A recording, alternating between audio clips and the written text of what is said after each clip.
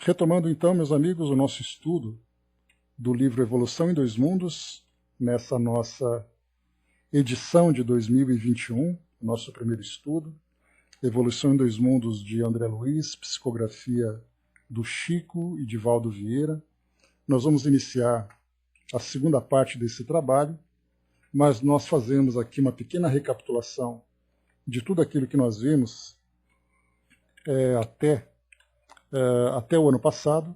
Nós começamos aqui então com a primeira parte, falando aqui sobre a criação, a formação do mundo, a formação do universo. Depois nós falamos aqui também sobre a evolução do corpo espiritual e depois do corpo material também, sexo, hereditariedade, metabolismo, cérebro. Depois falamos também aqui sobre a parte mais intelectual, a parte mais espiritual, a palavra, a responsabilidade, a alma, a relação com o mundo espiritual, os mecanismos da mente, a mediunidade. Falamos aqui sobre alma e reencarnação e nós finalizamos com corpo espiritual e religiões.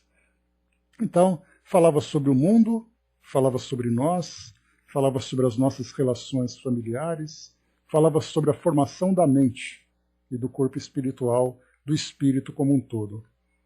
Agora, nessa segunda parte, ela é então dividida, ela é então composta de perguntas e respostas, diferentemente daquela exposição que André Luiz fez em toda a primeira parte.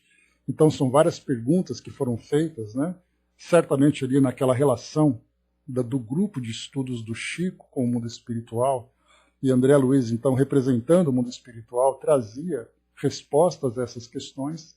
E nós veremos aqui, então, a alimentação dos desencarnados, linguagem dos desencarnados, corpo espiritual e volitação, linhas morfológicas dos desencarnados, a apresentação dos desencarnados, justiça na espiritualidade, vida social dos desencarnados, matrimônio e divórcio, separação entre cônjuges espirituais, disciplina afetiva, conduta afetiva, diferenciação dos sexos, gestação frustrada, aborto criminoso, passe magnético, determinação de sexo, desencarnação, evolução e destino, predisposições mórbidas e invasão microbiana. Então nós vimos aqui questões interessantíssimas, né, que falam sobre a vida no mundo espiritual. E essa vida no mundo espiritual se compõe do espírito, das suas relações, do encaminhamento do espírito no seu processo evolutivo, na reencarnação, na desencarnação, na frustração desse processo. Fala para nós aqui também sobre o planejamento reencarnatório, nesse caso, predisposições mórbidas, determinação de sexo, enfim, tantos e tantos temas que nós temos aqui para satisfazer a nossa curiosidade, mas muito mais do que isso, trazer para nós aqui um conhecimento sobre a vida no mundo espiritual bastante valioso. Né? Então, esse vai ser o nosso roteiro nessa segunda parte. Bom dia, Cléo. Bom dia, soldado. Então vamos lá, meus amigos. Nessa primeira pergunta, aqui nesse primeiro item, né, dessa segunda parte, nós temos aqui, então, conceitos de Kardec. Não, esse conceito é outra parte. Espera lá. Tem que ir lá para a página 157. Aqui, vamos lá, prontinho. Nessa segunda parte, então, no primeiro item, Kardec, o André Luiz traz para nós a alimentação dos desencarnados. A primeira pergunta: como se verifica a alimentação dos desencarnados? Então vamos entender, né, porque a gente vê muito isso. O próprio André Luiz, quando ele teve ali a sua desencarnação e trouxe para nós livros, né, principalmente o primeiro livro, Nosso Lar, ele contou para nós ali vários detalhes da sua experiência, da sua desencarnação, do seu estado psíquico, do seu estado perispiritual, do ambiente onde ele se encontrava, depois então do resgate, o tratamento que ele vivenciou, a alimentação que ele ingeria no hospital lá de Nosso Lar.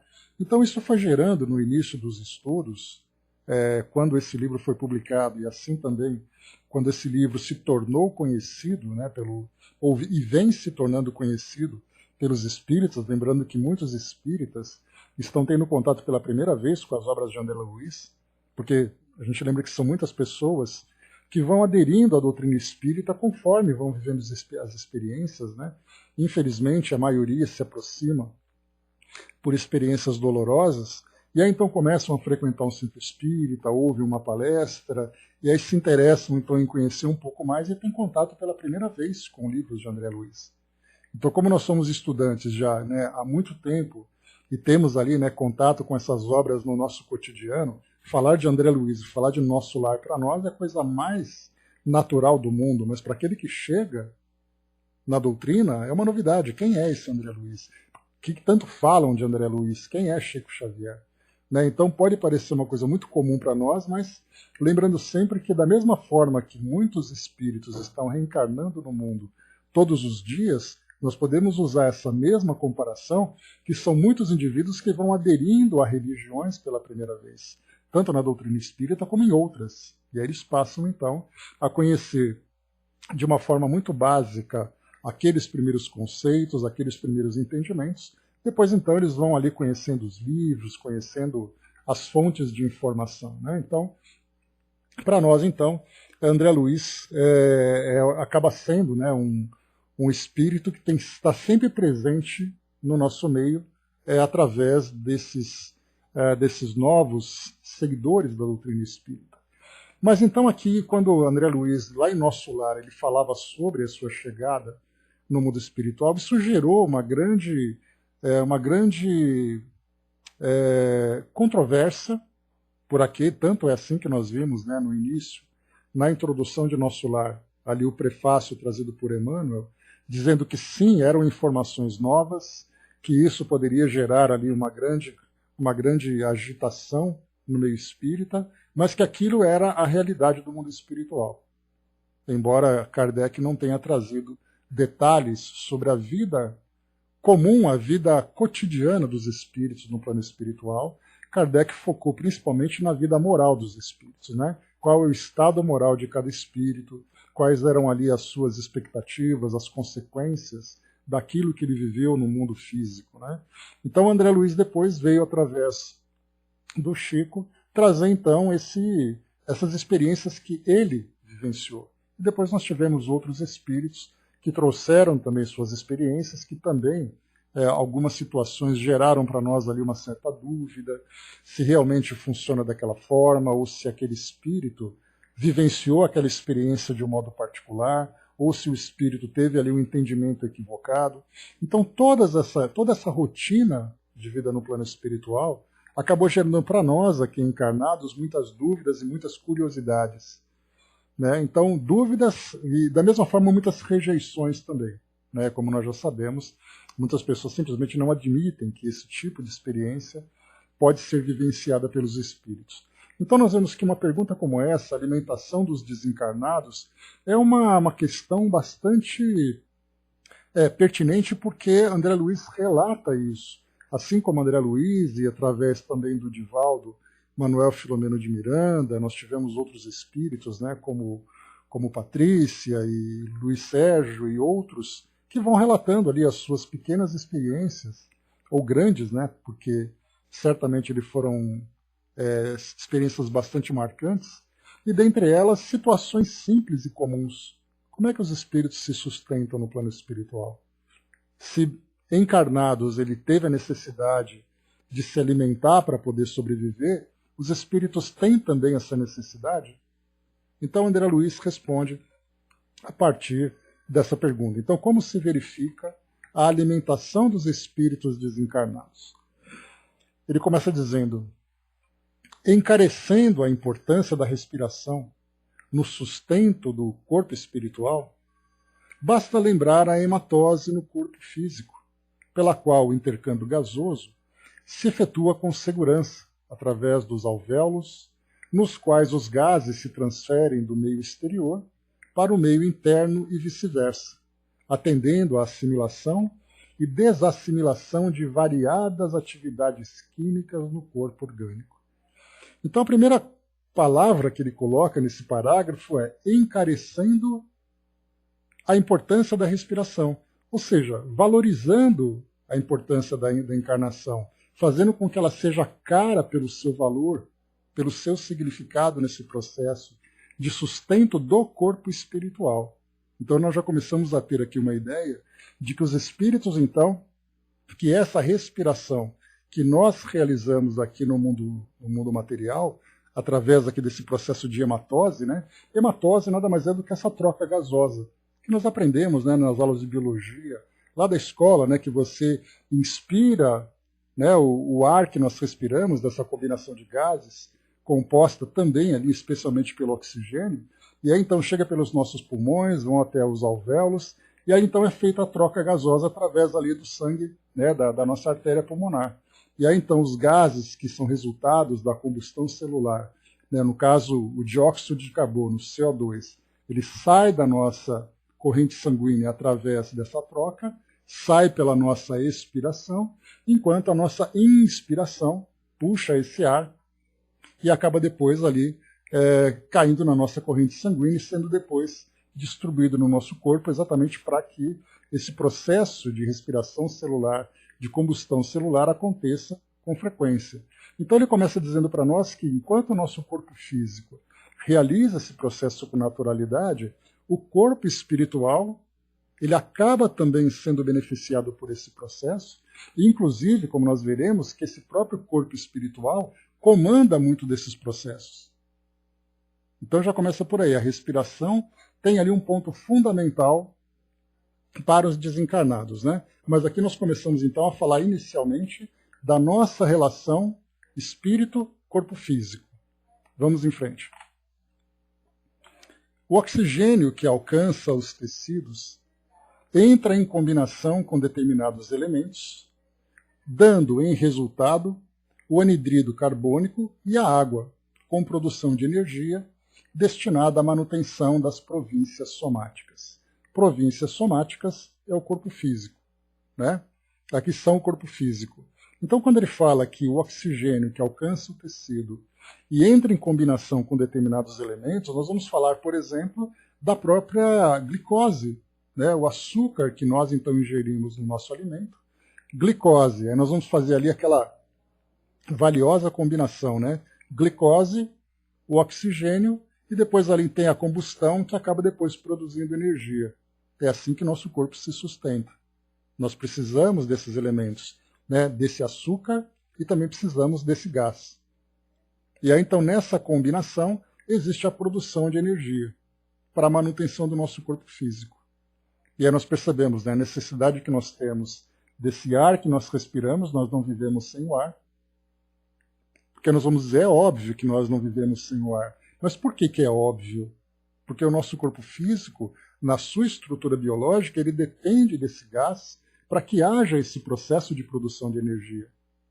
Mas nós também precisamos nos alimentar. É óbvio que nós precisamos nos alimentar. Mas por que é óbvio? Porque essa alimentação traz para nós elementos que vão também nos ajudar na produção de energia. E é essa energia que dá sustentação para o nosso corpo, que mantém o nosso corpo vivo, já que nós temos esse instrumento vivo que nós utilizamos, como espíritos que somos, para a vivência aqui no mundo material. Então, o oxigênio chega então nos tecidos, combinados com esse açúcar e com outras substâncias. Esse anidrido carbônico, aquele é o mesmo nome que nós damos para o CO2, para esse gás carbônico. E a água também. Essa água nós eliminamos, né, através da nossa respiração, através da nossa transpiração, através, né, desse processo de excreção que nós temos também, né? Então, tudo isso como parte desse processo de produção de energia. E ele continua. Estudando a respiração celular, encontraremos, junto aos próprios arraiais da ciência humana, problemas somente equacionáveis com a ingerência automática do corpo espiritual nas funções do veículo físico, porque os fenômenos que lhes são consequentes se graduam em tantas fases diversas que o fisiologista, sem noção do espírito, abordá-los-á sempre com perplexidade de quem atinge o insolúvel. Aqui é bem interessante, porque nós vemos, né, aqui André Luiz ele fala sobre estudando a respiração celular. E ele coloca para nós que a respiração celular ela é estudada pela nossa medicina, pela nossa ciência. Não apenas pelo pneumatologista, mas qualquer médico estuda a respiração celular. E nós estamos vendo aqui, principalmente nesse período de pandemia, onde nós temos o Covid-19, que atinge especialmente o sistema respiratório, os pacientes que vão para a UTI, exatamente porque eles não estão conseguindo respirar. O comprometimento do pulmão, com aquelas infecções todas, aí eles fazem ali os exames e tudo mais e percebem que a quantidade de oxigênio no sangue está abaixo do normal. Aí o paciente é entubado, aquela correria toda que nós vimos dos respiradores, né, que eram necessários serem comprados, foram então ali boicotados, foram desviados, foram inventados novos sistemas, exatamente para suprir essa necessidade de fornecer esse oxigênio para o corpo físico, já que naturalmente o indivíduo com essa dificuldade não conseguia.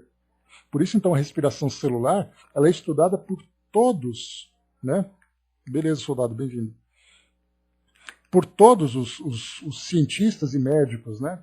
Então, aqui, o que nós vemos nesse início, ele coloca que sim, a respiração celular ela é estudada nos arraiais da ciência humana. Ou seja, nós veremos aqui então, né, várias áreas da nossa ciência estudando esse processo. Mas nós vamos encontrar aqui, como ele coloca, alguns problemas. Esses problemas significam enigmas. Como acontecem essas coisas? Da mesma forma que nós falamos aqui da respiração celular, nós podemos falar também sobre os sonhos e o pensamento. Por exemplo, você pega um neurocientista e você pergunta como que o pensamento é formado.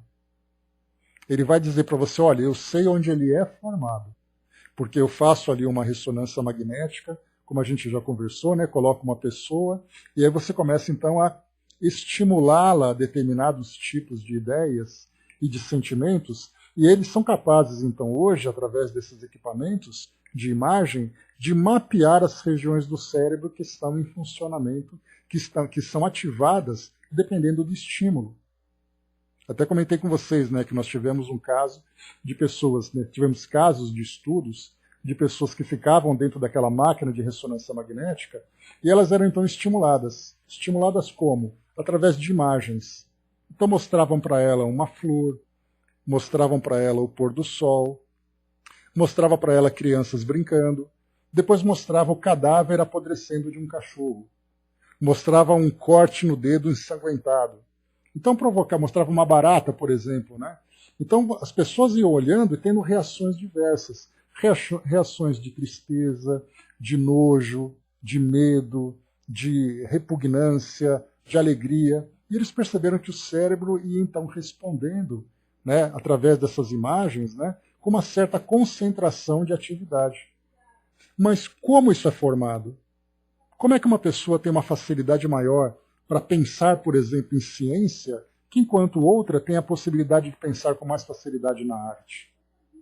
Eles vão dizer, não, porque um lado do cérebro pensa de um jeito e o outro lado pensa do outro. Mas espera aí, a pergunta é, como é que o pensamento começa? Isso não se é possível dizer.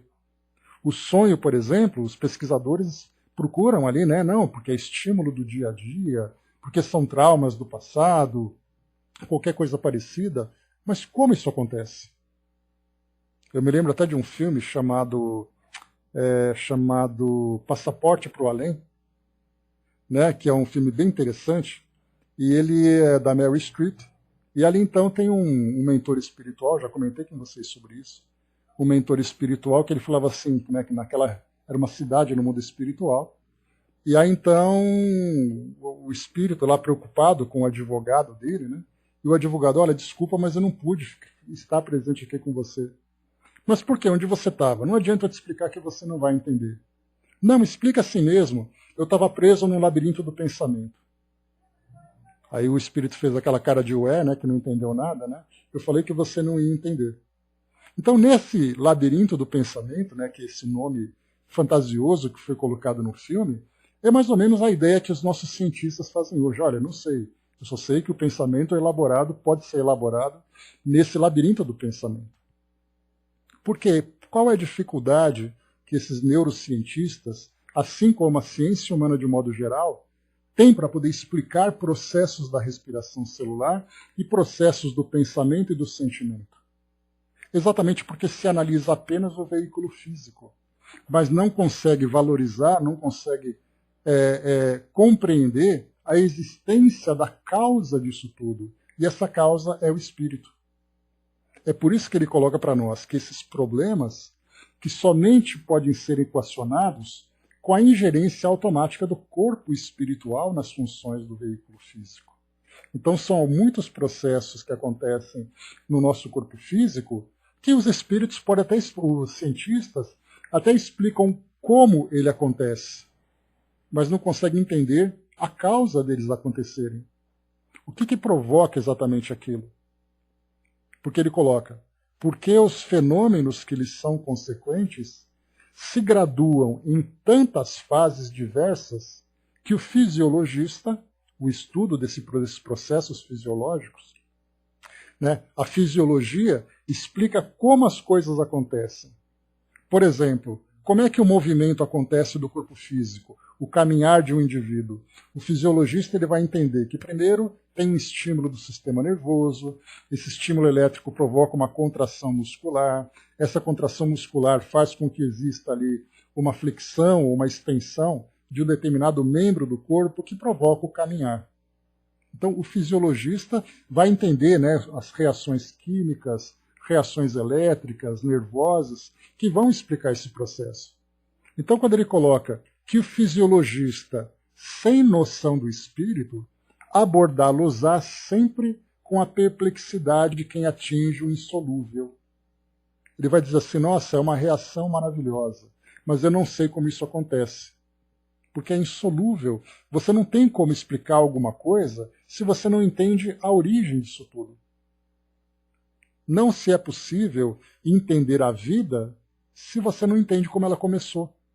Então, esse é um problema que nós não compreendemos. E até mesmo nós que estudamos hoje, temos essa limitação de entender como as coisas começaram. Então, hoje a gente pode falar de reencarnação, de desencarnação, falamos sobre o espírito como origem de tudo e tal, mas como tudo começou? Esse também é um problema insolúvel para nós, que hoje nós não temos a capacidade de compreender. Então, o que é colocado para nós é que o corpo espiritual é responsável por muitos processos que acontecem no nosso corpo. E que os fisiologistas só encontrarão a resposta quando entenderem que o elemento espiritual não é uma questão de crença, não é um objeto de fé. Ele é um objeto real. Mas, por enquanto, a nossa ciência não tem condições de adentrar nesse meio. Lembrando sempre que a ciência não é contra o espírito. A ciência não tem provas que o espírito existe, portanto, ela não pode admitir. É parte da sua base. A ciência não depende de fé. A ciência depende de fatos. Se o espírito, sendo um fato, não pode ser comprovado, a ciência não pode admitir a sua existência. Pelo menos por enquanto. Vamos aguardar que a ciência comece, então, a encontrar ali um caminho que a conduza para o entendimento da existência do espírito. E ele continua aqui no próximo parágrafo.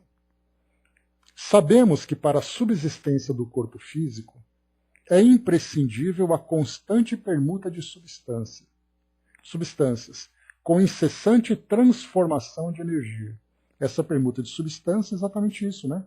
A gente vai trocando, né, interior com exterior, substâncias que são sólidas, que são líquidas, que são gasosas, na sua forma aparente que nós temos, mas quando nós começamos a estudar na sua estrutura menor, na sua estrutura molecular, nós vemos ali que são vários processos. Você ingere uma substância, existe ali um processo, uma reação química que muda a estrutura dessa substância. Como é o caso, por exemplo, que eu comentei com vocês. Nós temos ali a absorção da glicose, a absorção do oxigênio, de repente nós temos ali nesse processo de combustão celular a produção de energia, a liberação de água e depois a produção de um gás carbônico. foi criado um novo elemento químico, um novo composto químico, a partir de uma reação química. Então tudo isso para quê? Para essa transformação de energia, incessante transformação de energia. Porque o nosso corpo precisa desse combustível, e esse combustível vai provocar essa produção de energia, como acontece com o carro, né?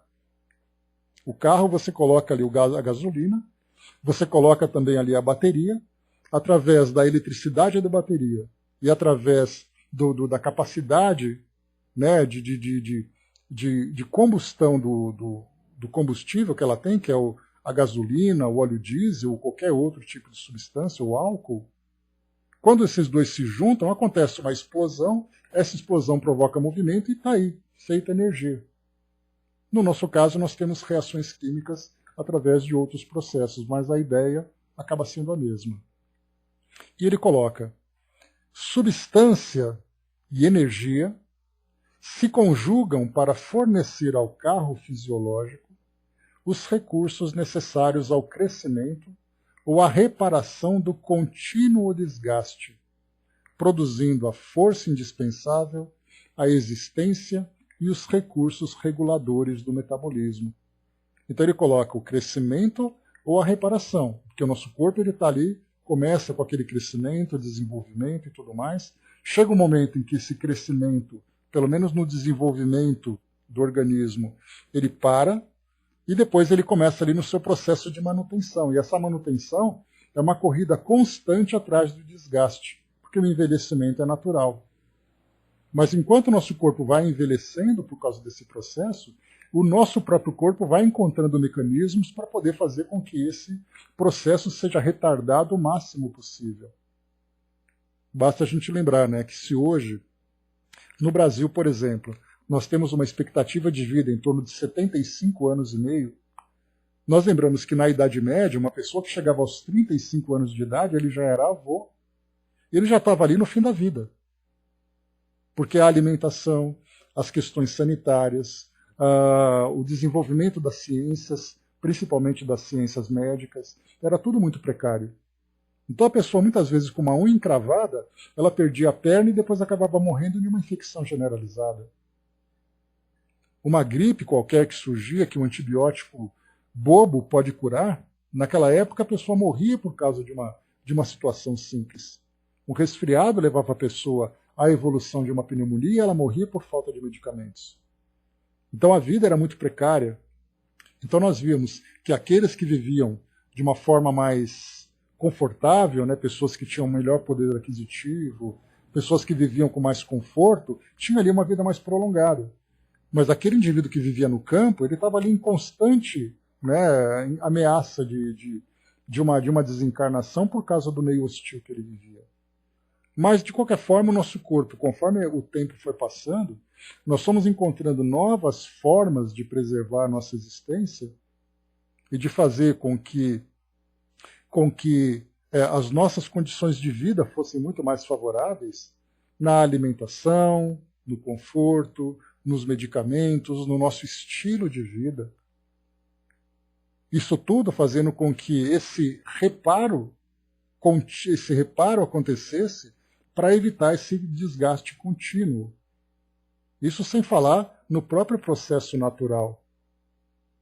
Que a gente lembra, por exemplo, né, que no final de 1990, no final de 1990, começo de 2000, era muito comum na televisão vários tipos de medicamentos e técnicas para acabar com aquele tal de radical livre. Esse era o nome dado, né, aquelas substâncias que eram liberadas a partir dessa combustão celular. E esses radicais livres provocavam o envelhecimento da pessoa com mais precocidade. Aí surgiram promoções, né, a gente via naqueles programas de tarde, né, que falava sobre culinária, falava sobre questões de saúde, aquelas propagandas de vendendo, né, compre agora, você ganha, compre um, leve dois, para combater radicais livres. Porque a ideia de imortalidade começava por esse processo. As pessoas queriam provocar ali não apenas a vida, não apenas o seu estilo de beleza, a pele muito mais saudável, sem aquele desgaste do tempo, mas até mesmo prolongar a sua vida. para viver muito mais tempo. Né? Até mesmo isso, né, soldado? Questão do sol, da alimentação, né, de condimentos, você vai mudando a sua vida para poder favorecer, né, esse prolongamento da sua vida. E isso é um resultado exatamente desse conhecimento que a gente vai tendo. Né? Mas, de qualquer forma, nós temos aqui, então, que ou o nosso corpo cresce ou o nosso corpo faz a reparação. E acontece exatamente por causa dessa combinação das substâncias que provocam, que criam, que geram essa energia para a sustentação. Só que você gerar energia, você tem uma consequência.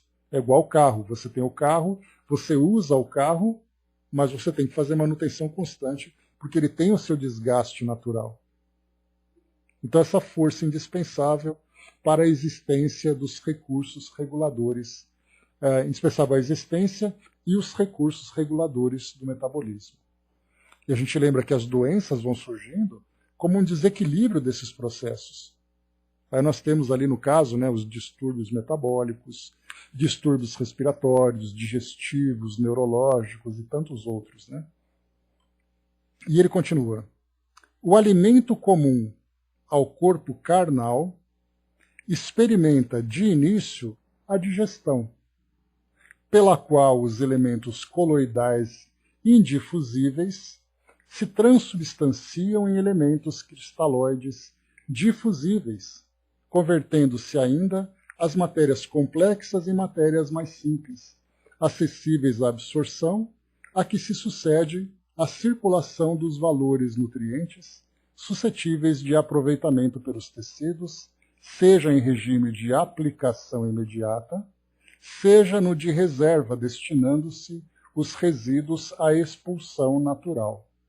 Então, vamos entender o que ele está falando para nós aqui.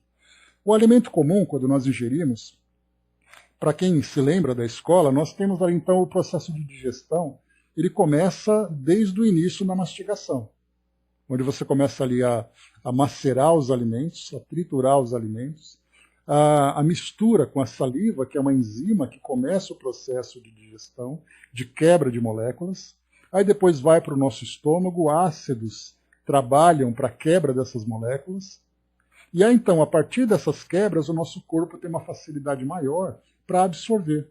Se não houvesse esse processo, o mesmo alimento que entraria para a nossa boca sairia nos excrementos, nada seria absorvido. Então, esse processo de transformar esses elementos coloidais indifusíveis são aqueles elementos que não podem ser absorvidos com facilidade. Porque a difusão significa que ele é espalhado. Esse indifusível é aquele que não pode ser absorvido.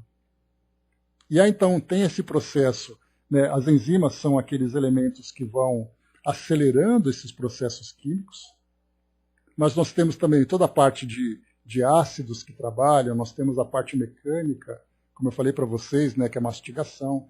Então, esses processos diversos vão quebrando esses elementos, transformando em elementos cristalóides difusíveis. Aí, então, vem as proteínas, as vitaminas, gorduras, açúcares, que vão sendo absorvidos pelo nosso corpo, por causa de tudo isso que nós vamos vivenciando dentro desse processo metabólico. E depois ele coloca tudo isso, então, fazendo com que essas matérias complexas se transformem em matérias mais simples, acessíveis à absorção, a que se sucede a circulação dos valores nutrientes, suscetíveis de aproveitamento dos tecidos. Manda, Dudu. Então, esses valores, então, começam a ser aproveitados pelos tecidos, seja em regime de aplicação imediata. No caso, por exemplo, chega de manhã, nós tomamos ali o nosso café da manhã. Nesse café da manhã, então, nós abastecemos o nosso corpo com essa energia, né, que nós estamos ali, então, enviando para o nosso corpo. Isso é de uso imediato. Mas nós temos as reservas, que são aquelas gorduras que são então acumuladas para que a gente possa usar durante a nossa vida. Porque se você não come hoje, amanhã você tem ali uma reserva. Então, tanto imediato como reserva, o nosso corpo acaba guardando através desses processos. Antes de continuarmos, então, temos aqui a mensagem da nossa querida Cecília, muito bem lembrada, né? E ela diz para nós assim: Que a luz de nosso Pai, de nossa Mãe Santíssima e de Jesus esteja sempre auxiliando os trabalhos desse novo ano que se inicia com muito esmero, sendo realizado, seja no plano espiritual, seja no plano terreno. Graças a Deus, Cecília na graça de Deus. Amados, queridos irmãos, há com certeza uma ruptura terrena, onde pessoas que na sua vontade de se manter, como antes se fazia, transgridem nas suas emanações vibratórias elementos que, por sua vez, intencionalmente, a vontade é maior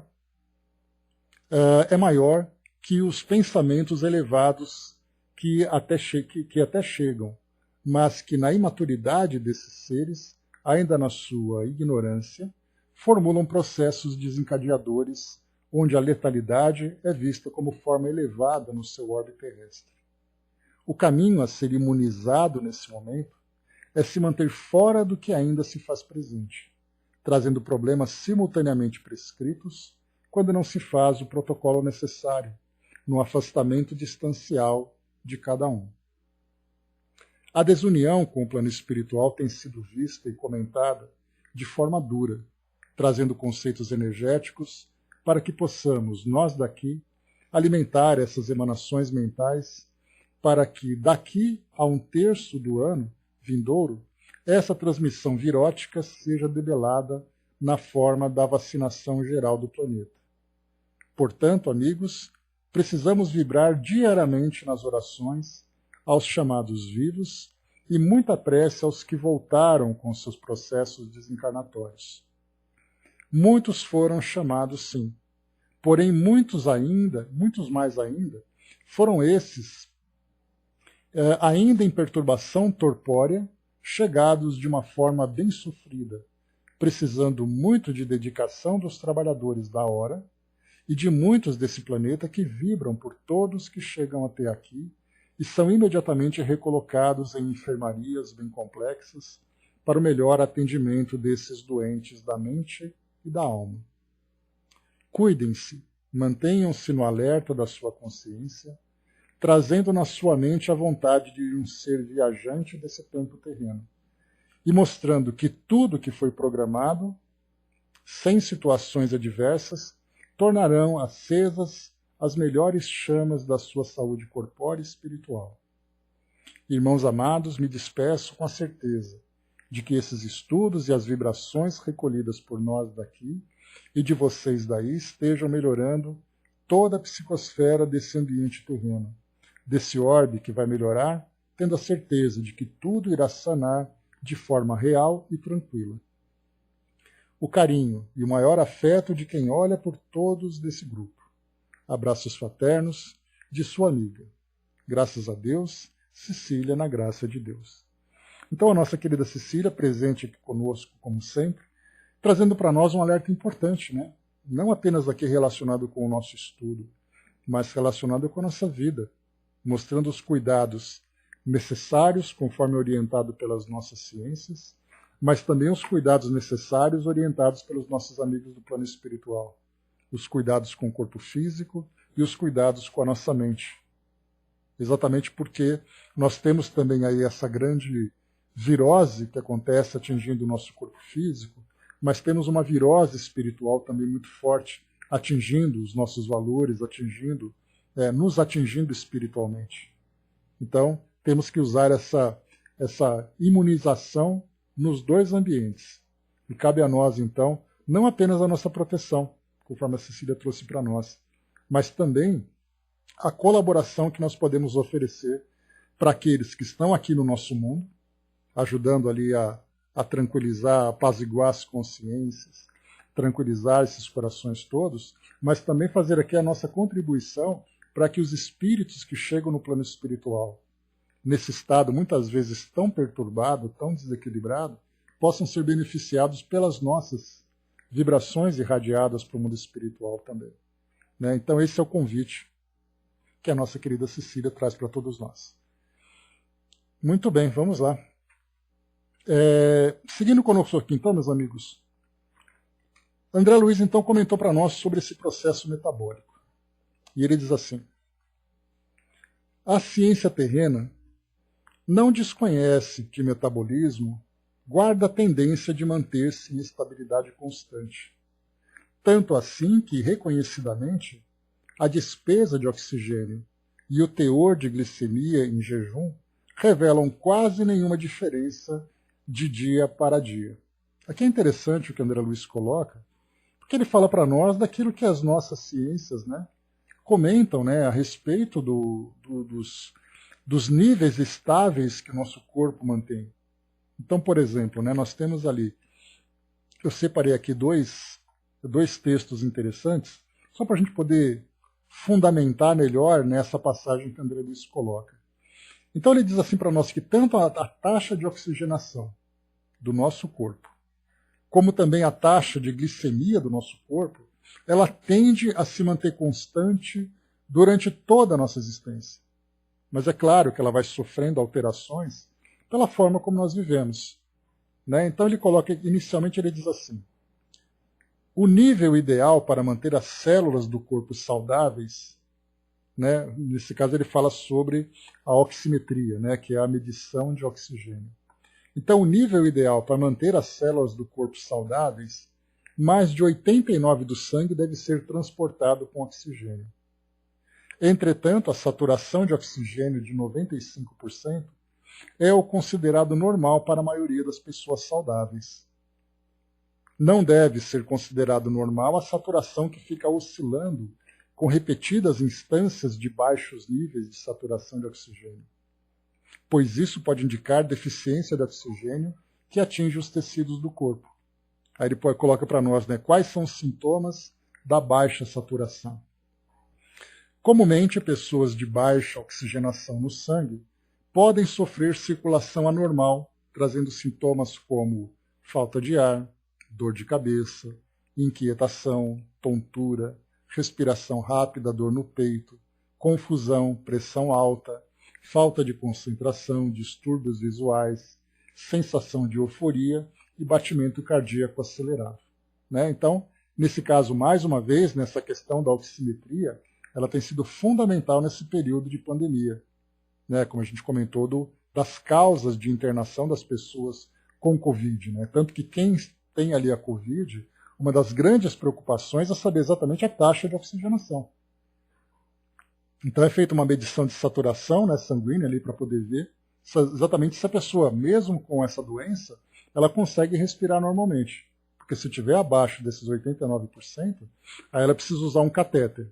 Coloca no narizinho ali aquele oxigênio para poder repor esse oxigênio que ela não consegue absorver. E nesse caso, esse oxigênio ele não vem misturado com o ar, ele é um oxigênio puro, que é ali passado para a pessoa, né, para que ela possa recuperar aquilo que ela não consegue absorver. Se mesmo com esse recurso ela tem ali as dificuldades dela para a respiração, aí então vem a intubação com a ventilação automática.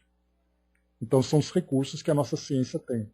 Né? Mas de um modo geral, nós temos ali, né, esse nível de 89%, que é a nossa taxa normal.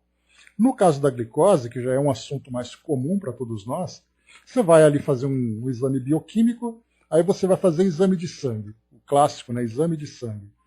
Então você vai fazer ali hemograma completo, e vai fazer ali a taxa de glicemia, e aí orientam para você, olha, você tem que vir no laboratório em jejum. E aí por que em jejum? Porque qualquer coisa que você come, isso, 89% é oxigenação normal, e até 95% é o ideal, né, numa pessoa saudável. Então, no caso de quando você come qualquer coisa, uma balinha que você comer, que tem ali glicose, que tem açúcar, altera então essa taxa de glicose. Portanto, ela fica ali, né, ela acaba sendo mascarada. Então você vai em jejum e faz a medição. Aí a tabela de valores que a gente tem diz o seguinte: numa glicemia de jejum normal, inferior a 99 miligramas por decilitro. Né? Então aqui nós temos, né, um nível, né, padrão abaixo de 99. Quem tem acima de 99, entre 100 e 125, ele tem ali uma glicemia alterada. Se ele tem igual ou superior a 126, ele tem diabetes. Se ele tem uma glicemia baixa, né, ou uma hipoglicemia, ele tem igual ou inferior a 70 miligramas. Para uma pessoa saudável, que tem ali uma vida que não passa ali por nenhum tipo de grandes alterações, se fizer uma medição durante o ano todo, e colocar num gráfico essa medição, por exemplo, todo mês você vai fazer ali um exame de glicemia. Você vai perceber que a taxa ela se mantém estável. Porque o nosso corpo faz isso. O nosso corpo mantém ali, pelo processo metabólico, esse nível de oxigênio e esse nível de glicose, que são os dois elementos fundamentais para a produção de energia no nosso corpo. Então, é natural do nosso corpo. Agora, a gente vai ali, né, para uma balada, aí você vai ali, né, abusa ali de açúcares, abusa de álcool, você está num ambiente ali, né, aquela pessoa que, por exemplo, um fumante, uma pessoa que está num ambiente com um ar que não é muito puro, isso naturalmente vai afetando também a absorção dessas substâncias. E aí, claro, vai provocar, né, o consequente, né, vai trazer um prejuízo para esse processo metabólico do seu organismo. Então, enquanto a pessoa está com uma boa saúde, qual é a grande preocupação? Se ela respira bem e se a taxa de metabolismo dela está normal. O que tiver alterado daí vai trazer consequências que depois ela vai ter que reparar com tratamentos específicos. E continua dizendo para nós, então, que por isso que André Luiz coloca, né? Ele guarda a tendência de manter-se em estabilidade constante. Tanto assim que, reconhecidamente, a despesa de oxigênio e o teor de glicemia em jejum revelam quase nenhuma diferença de dia para dia. É que o corpo espiritual, olha só agora aí, a matriz que cuida de tudo, né? É que o corpo espiritual, comandando o corpo físico, sana espontaneamente, quando harmonizado em suas próprias funções, todos os desequilíbrios acidentais nos processos metabólicos, presidindo as reações do campo nutritivo comum. Então vamos supor que eu tenho uma vida normal, eu sou uma pessoa saudável, bem equilibrada na minha dieta e tudo mais. Aí eu vou lá numa festa, como aquele belo bolo de chocolate, dou aquela abusada, né, naquele brigadeiro que fica no meio do bolo, tomo refrigerante, minha taxa de glicose vai lá para cima. Mas como isso é uma exceção na minha prática, a tendência desse regulador, né, tomo uma breja, né, soldado, para dar aquela animada e tudo mais, e aí então, né, nesse processo o corpo espiritual tende a nivelar essas taxas para a sua normalidade, quando eu tenho uma vida regular. Agora, quando eu vivo de uma forma desequilibrada no meu cotidiano, eu abuso dos açúcares, abuso da gordura e tudo mais, o próprio corpo espiritual também passa a viver esse desequilíbrio. E é aquela ideia, né, que o corpo físico, muitas vezes, afeta o corpo espiritual. E outras vezes o corpo espiritual, pela influência mental, interfere no corpo físico, que é a somatização. Então, a tendência de nós termos uma vida regular faz com que nós tenhamos também o nosso corpo nessa saúde regular. Mas quando nós vivemos de uma tendência anormal, isso provoca em nós, então, essas alterações. E quando ele coloca, então, por isso que ele coloca, né? Todos os desequilíbrios acidentais nos processos metabólicos são então harmonizados pelo corpo físico. Então nós temos ali essa causa, esse controlador do nosso veículo físico. E ele coloca depois: não ignoramos desse modo que desde a experiência carnal o homem se alimenta muito mais pela respiração, colhendo o alimento de volume simplesmente como recurso complementar de fornecimento plástico e energético, plástico no sentido de você poder manipular, moldar esse alimento, né, para poder transformá-lo naquilo que é necessário.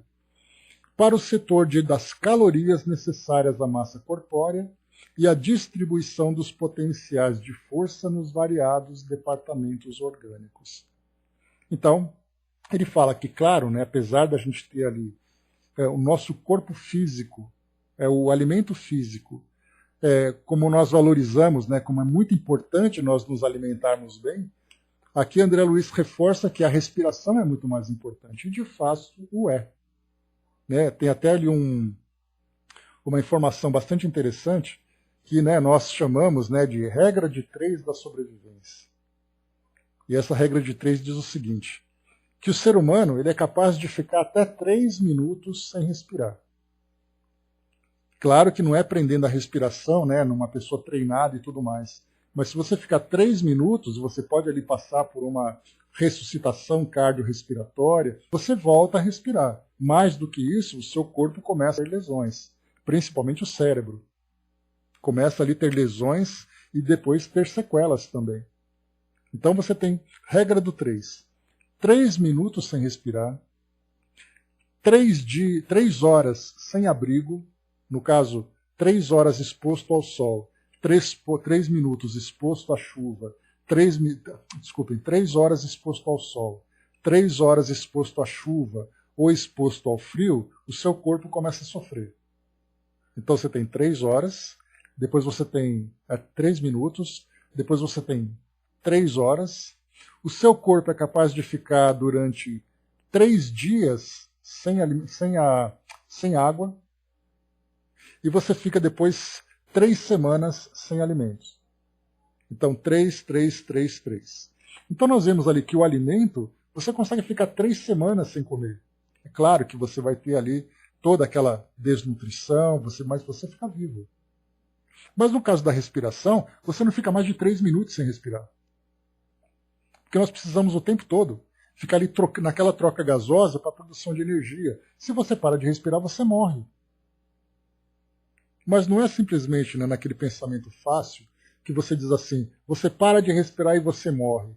Entendendo a fisiologia da morte nesse processo, você vai perceber então que a falta de oxigênio começa a provocar então a morte celular começa a trazer morte de tecido, morte de órgãos, e assim depois a pessoa acaba, né, o indivíduo vai a óbito por causa da falta de oxigênio. Então André Luiz, quando ele coloca para nós aqui, não ignoramos que desde a experiência carnal, significa que espiritualmente a respiração também tem esse processo, embora de uma forma que nós ainda não compreendemos. O homem se alimenta muito mais pela respiração, colhendo o alimento de volume, o alimento material, simplesmente como recurso complementar de fornecimento plástico e energético para o setor de calorias necessárias à massa corpórea e à distribuição dos potenciais de força nos variados departamentos orgânicos. Então a gente vê assim que a base da alimentação dos espíritos vem também da respiração. E depois ele coloca, agora a gente vai entrar olhando para o mundo espiritual. Abandonado o envoltório físico na desencarnação, se o psicossoma é o perispírito, né? Está profundamente arraigado às sensações terrestres, sobrevém ao espírito a necessidade inquietante de prosseguir atrelado ao mundo biológico que lhe é familiar.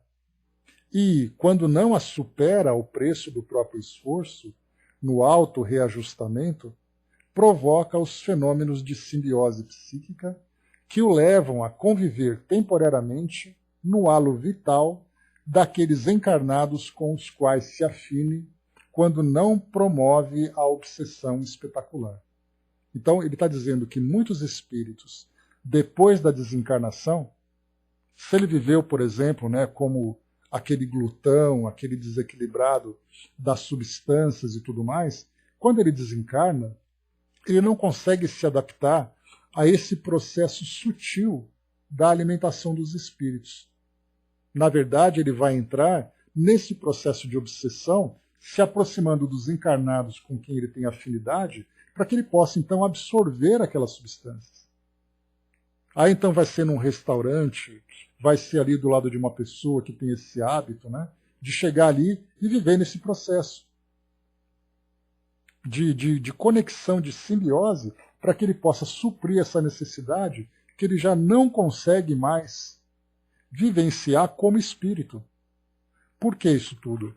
André Luiz colocou aqui. Quando ele está, então, com o seu psicossoma profundamente arraigado às sensações terrestres. Então ele precisa ainda viver essa experiência. A Andréa colocou ali em cima, né? Duvido muito que tenha alguém nos dias de hoje com um corpo espiritual equilibrado. Estamos doentes de corpo e alma, né? Vamos ter muitos doentes corporais após o acerto desse vírus. É o que a gente pode colocar, Andréa, certamente, né? O equilíbrio do corpo físico. Nós temos muitas pessoas, sim, que vivem isso, né? Como hábito do dia a dia. É aquele indivíduo que pratica esporte, que tem ali o seu momento de meditação, que tem uma dieta bem regular, ele não come em excesso, ele não come ali alimentos que são prejudiciais ao corpo físico. Né? Claro que você não vai encontrar aquele perfeito, mas você vai encontrar pessoas que vivem de uma forma bastante equilibrada, e não que isso seja parte de algum culto, mas é um hábito natural. Claro que a forma como nós vivemos hoje é uma forma bastante complicada. Né? O nosso estilo de vida. Então, a pessoa sai para trabalhar, por exemplo, de manhã, ele tem que comer na rua qualquer porcaria, porque o tempo está contando, ele tem que trabalhar, então ele vai ali no McDonald's da vida, ele vai ali num carrinho de cachorro-quente na esquina, ele come qualquer coisa para se manter ali vivo, mas ele não tem aquele cuidado de comer um alimento que seja saudável, né, que facilite ali a sua digestão, que facilite também ali, né, a própria manutenção do seu organismo. Né? Então a gente percebe que é uma questão de hábito. Depende de onde você vive, né? Se você vive numa cidade, por exemplo, que é intensa, né? Minha mãe acabou de trazer para mim aqui um panfleto de uma loja que vende hambúrgueres. E eu estou pensando em comida saudável. Hambúrgueres com 2 andares e tudo mais, né? A gente falando de alimentação. Mas tem até um combo aqui embaixo, com refrigerante, batata frita, e a gente falando aqui de alimento saudável. A gente falando de bolo de inhame, leite de arroz, né, Andréia? Né, Miriam? Não é esse o caminho, não, né? Então, vemos que o mundo que a gente vive hoje não favorece esse tipo de hábito saudável que a gente tem. E você fala assim, eu gostaria de viver assim. Tudo bem, você gostaria, mas a gente só consegue, na maioria das vezes, como é tudo, né, dentro daquele lema que nós temos, né, ou você faz pelo amor ou pela dor. Geralmente você muda a sua dieta pelo fato de você viver ali algum distúrbio metabólico, algum problema digestivo. Você precisa ser forçado a viver isso. Ou há aqueles que simplesmente, né, Andréa, falam assim, não, hoje eu acordei e eu quero viver de luz. Então eu vou comer uma coisa saudável, não vou mais comer carne, vou tomar só aquele chazinho de qualquer coisa, né? Então, assim, a vida zen. É aquele corpo, assim, desintoxicado, é aquele que fala assim, não, a partir de hoje eu não como mais isso e tal. Então a gente percebe, Andréa, falando um pouco como você comentou acima, que nós encontramos pastelzinho de forno, nada fritura, nada disso, né? Com uma coisinha com adoçante, ou então você tira ali, né? Suco de inhame, gente do céu, suco de inhame. Por isso que o pessoal fala, né? Se o céu é para tomar suco de inhame, eu vou para o inferno comer um hambúrguer, né? Então é mais ou menos assim que o pessoal pensa, né? E dentre eles eu sou esse pessoal. Mas tudo bem. Mas a gente percebe o que então? Então é possível, né? Nós temos uma vida que suco de couve, Flávio do céu. Olha isso, né? Mas o que significa isso? A gente vai então, as nossas ciências vão trazendo para nós o melhor entendimento. Nesse caso específico que a gente está conversando, falando sobre os hábitos, né, nutricionais, você tem estilos de vida que você vai modificando.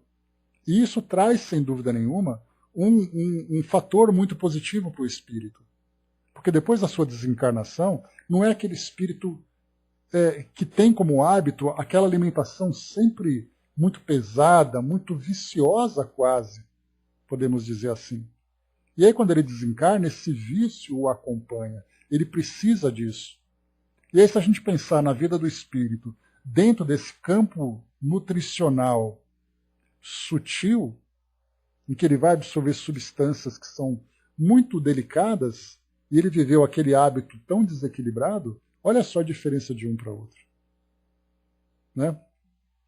Pois é, né, Dudu? Você vai pensar na água fluidificada e põe ali um cheddar, uma colher de açúcar, né, e tudo mais para dar uma temperada no bichinho. Né? A Andréa colocou, né? Pois é, eu tinha uma vida bem saudável, né, com tudo que você falou, mas agora estou completamente desequilibrada, né? Só Deus sabe o que vai dar meus exames. Pois é, tá vendo só? A gente tem que passar por essas dores de você ver o exame que está ruim, do médico chamar a sua atenção, de passar suplemento alimentar para você mudar seus hábitos, porque do contrário você fala assim, mas para que eu vou abrir mão desses prazeres? E a gente sabe que esse prazer da alimentação foi uma necessidade que nós tivemos, como nós estudamos lá com André Luiz, uma necessidade fundamental para fazer com que o espírito, o indivíduo primitivo, buscasse alimentação para a sustentação do seu corpo. E para isso ele precisava sentir prazer na alimentação.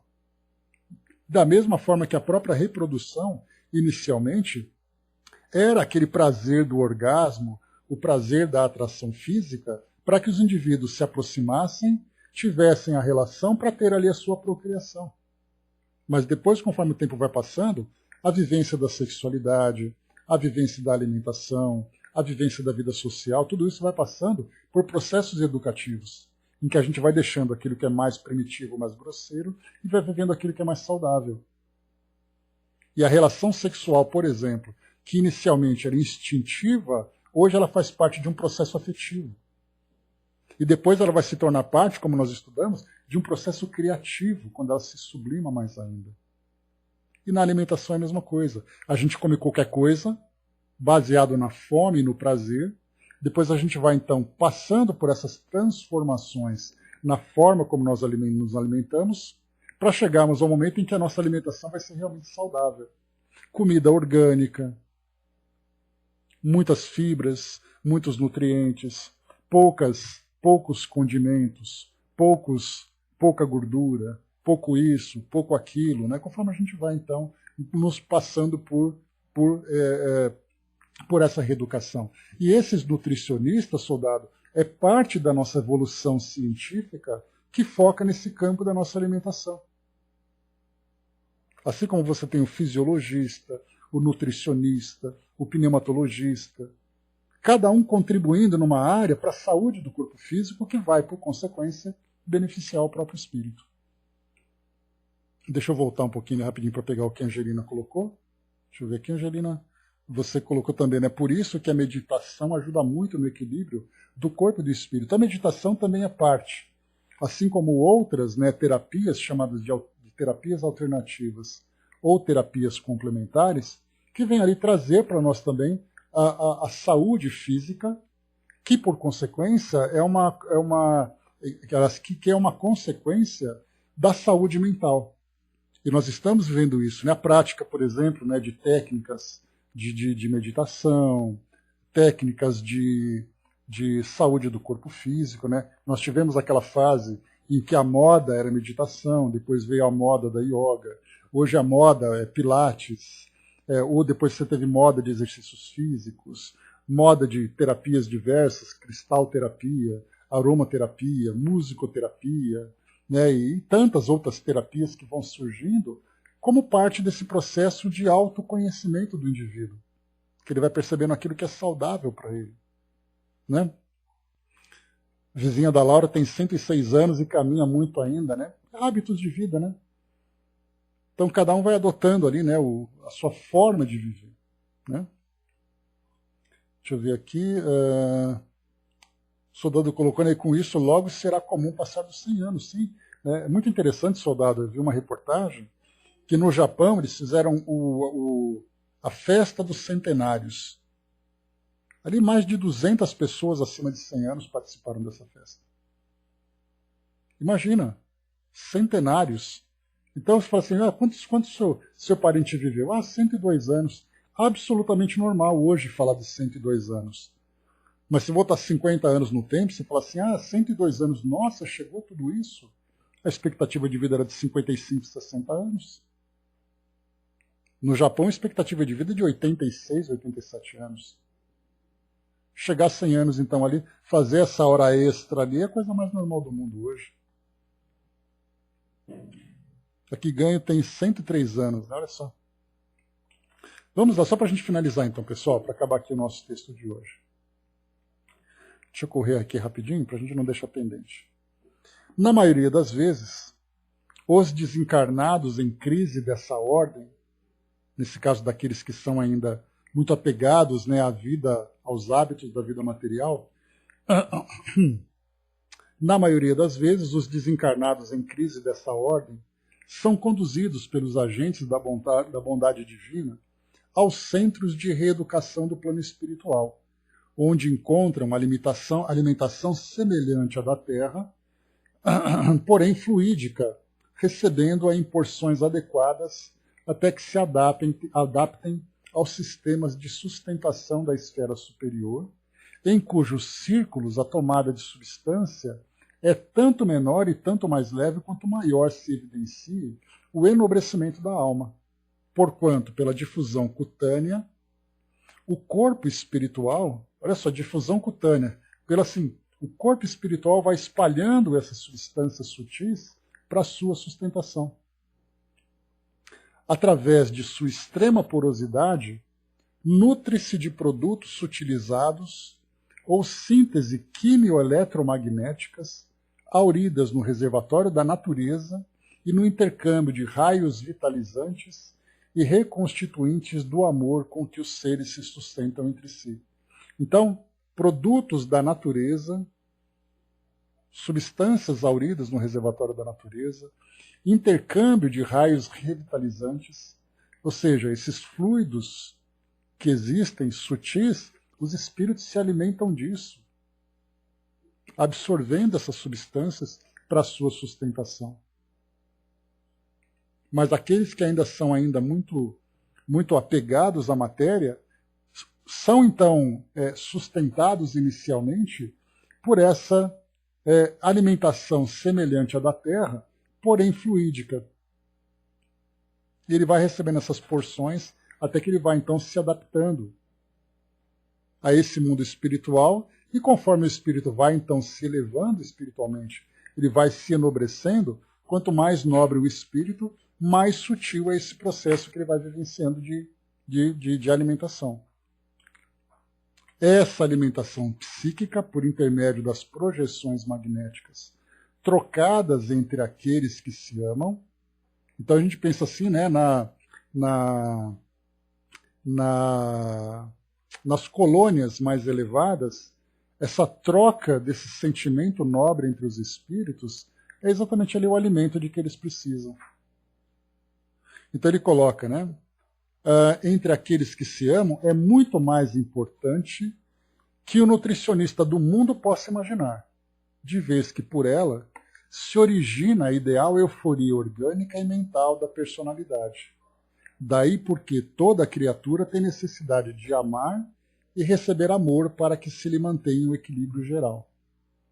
De qualquer modo, para a gente finalizar aqui o último parágrafo, de qualquer modo, porém, o corpo espiritual, com alguma provisão de substância específica, ou simplesmente sem ela, quando já consiga valer-se apenas da difusão cutânea para refazer seus potenciais energéticos, conta com os processos da assimilação e da desassimilação dos recursos que lhes são peculiares, não prescindindo do trabalho de exsudação dos resíduos pela epiderme ou pelos emunctórios normais, compreendendo-se, no entanto, que pela harmonia de nível nas operações nutritivas e pela essencialização dos elementos absorvidos, não existem para o veículo psicossomático determinados excessos e inconveniências dos sólidos e líquidos da excreta comum. Então ele coloca, de qualquer modo, né, o corpo espiritual então tem essa provisão, ele vai então armazenando essas substâncias, ou mesmo sem ela, no caso dos mais elevados, porque ele não precisa acumular essa substância, ele simplesmente absorve do ambiente onde ele se encontra, nessa difusão cutânea. Ou seja, é como se a pele, quando ele fala cutânea, claro, ele faz aqui uma analogia, né? Mas é como se fosse a pele do corpo do perispírito, ela é tão porosa que ela vai então absorvendo essas energias que se encontram em torno dele. Olha que coisa linda, né, que é trazido para nós. E aí esse processo de assimilação e desassimilação, porque tem também a eliminação de substâncias. Porque ele coloca, não prescindindo do trabalho de exsudação dos resíduos, pela epiderme ou pelos emunctórios normais. Aí então, claro, tem esse processo excretório também. Eu me lembro até uma vez, numa entrevista que eu vi com o Luiz Antônio Gasparito, que foi perguntado para ele, os espíritos vão ao banheiro? Ele respondeu, sim, eles vão ao banheiro. Aí ficou aquela interrogação grande, né? Como assim vai ao banheiro? Aí nós estamos falando aqui desse processo de assimilação e desassimilação, mas também falamos desse processo de exsudação de resíduos. Pela epiderme, no caso dos espíritos mais sutilizados, ou esses emunctórios normais.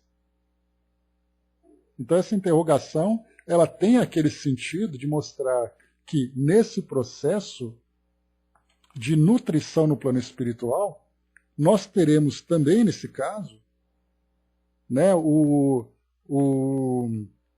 a resposta do corpo perispiritual na eliminação dessas substâncias.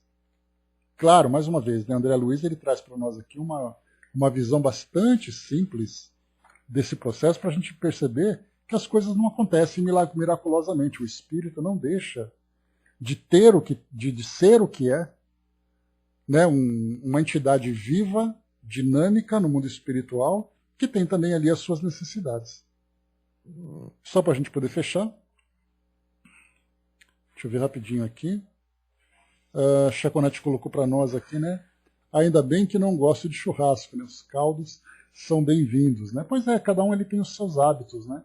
E a gente tem vários hábitos, né? É aquilo, as substâncias que nós absorvemos, né? As bebidas, a alimentação, vícios, né? A forma como nós conduzimos a nossa vida, porque não apenas daquilo que nós absorvemos no nosso corpo, mas o tipo de pensamento que nós cultivamos também, a qualidade do pensamento. Basta a gente lembrar que alguém que se encontra muito estressado, ele pode desencadear uma doença neurológica, um AVC, por exemplo, ele pode desencadear um problema cardíaco, um problema metabólico, digestivo, porque ele está com um pensamento desequilibrado. Então, é aquilo que nós trazemos de fora para dentro e é aquilo que nós produzimos de dentro para fora. Tendo essa consciência, os nossos hábitos vão se modificando naturalmente. Quanto mais nós conseguimos nos adaptar e sermos ali equilibrados nessa nova forma de viver, claro que tem que ser de uma forma muito equilibrada. Muitas pessoas dizem assim, eu vou abrir mão dessas substâncias, eu vou abrir mão desses elementos. E ele acaba ficando doente por uma subnutrição. Então tudo deve ser muito bem equilibrado. E as nossas ciências estão aí para se tornarem referências para todos nós. Né? Pessoas que fazem dietas, muitas vezes dietas perigosíssimas, que comprometem a saúde da pessoa porque ela precisa daquelas substâncias. Mas ela simplesmente abre mão de tudo achando que não, eu posso fazer a coisa do jeito que eu quero. E aí nós vamos encontrar, né, na história recente, né, dessas últimas 2, 3 décadas, as dietas mais mirabolantes, pessoas inclusive que desencarnaram por causa de uma subnutrição, em nome de uma dieta para poder manter ali a saúde física. Que na verdade a saúde física dizia respeito muito mais à estética dela, da forma como ela se apresentava para os outros, do que para pensar na sua real saúde. Né? Então tudo para nós é aprendizado. Mas espiritualmente a gente sabe que tudo aquilo que é excesso, que nós vivemos no mundo material, traz para nós prejuízos no mundo espiritual. Então é isso, meus amigos. Encerrando por aqui o nosso estudo de hoje. Essa mensagem finaliza aqui, né, de Uberaba, no dia 16 de abril de 1958. Uberaba, portanto, né, foi o Valdo Vieira que trouxe para nós esse texto. O próximo, a linguagem.